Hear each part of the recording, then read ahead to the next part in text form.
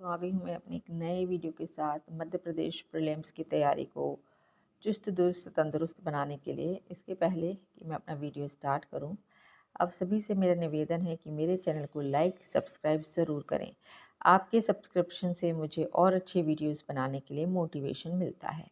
तो चलिए दोस्तों, ज़्यादा समय न गवाते हुए स्टार्ट करते हैं। मध्य प्रदेश का वस्त्र वस्त्र से रिलेटेड एक क्वेश्चन आया था 2020 या 19 में, जिसमें पूछा गया था कि छीटा छीटा करके जो कला है वो किस ज़िले की है। तो वो उसमें था ऑप्शन विदिशा था, सिरोंज था, तो वो मेन था सिरोंज की।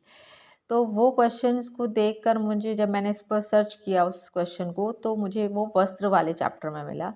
इसलिए ये छोटा सा चैप्टर है, इसको भी कवर कर लेते हैं। तो एक और 2019 में आया था कि किस शिलालेख में मध्य प्रदेश के वस्त्र निर्माण की व्यवसायिक परंपरा के बारे में बताया गया है। तो वो मंदसौर अभिलेख को पहले दशपुर अभिलेख, दशपुर को मंदसौर को पहले दशपुर कहा जाता था। तो मध्य प्रदेश में वस्त्र निर्माण की व्यवसायी परंपरा रही है। एक जमाने में मध्य प्रदेश में निर्मित वस्त्रों की मांग दुनिया भर में थी। मंदसौर के पशुपतिनाथ के समीप स्थापित शिलालेख से जानकारी मिलती है। आपको किन जिलों के बारे में अच्छे से पढ़ना है? तो बुरहानपुर, इंदौर, ग्वालियर, सिरोंज, चंदेरी और महेश्वर। स्टार्ट करते हैं हम बुरहानपुर के साथ। तो ईसा की 16वीं शताब्दी में ही बुरहानपुर सूती कपड़ों के निर्माण के लिए प्रसिद्ध था।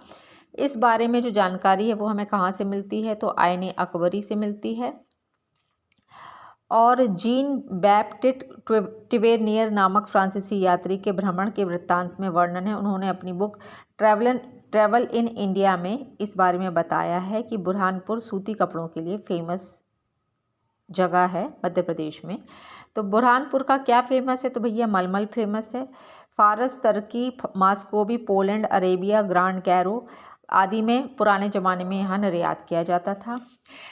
उसके बाद हम निर्माण के रेशम उद्योग के संबंध में डोबर ने अपनी पुस्तक monograph on the silk industry of central province में लिखा है कि रेशम उद्योग के साथ जरी के निर्माण के लिए निर्माण क्षेत्र प्रसिद्ध रहा है। काला बत्तू नाम को अच्छे से याद रखिए। मिश्रित धागे को क्या बोलते हैं? काला बत्तू। अधिक मात्रा में बुना जाता था रेशम के साथ। रेशम का आयात चीन से होता था। तार को खींचकर बाल के बराबर पतला करना, इस प्रक्रिया को क्या कहते हैं? बुदली कहा जाता है। तो ये याद रखिएगा, बुदली और काला बत्तू। ठीक है। मिश्रित धागे को क्या कहते हैं? काला बत्तू।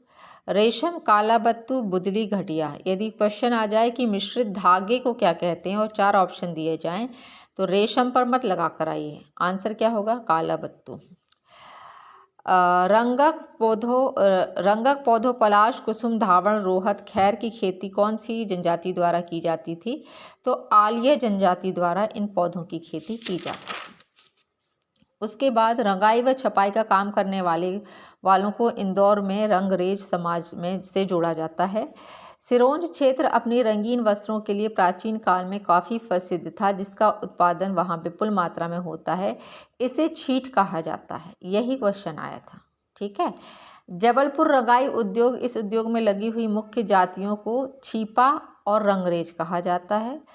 महेश्वर के बारे में पढ़ें तो महेश्वर में 3 प्रकार की साड़ियाँ मिलती हैं: सूती साड़ी, श्रेणी गर्भ रेशमी साड़ी और नीम रेशमी साड़ियाँ।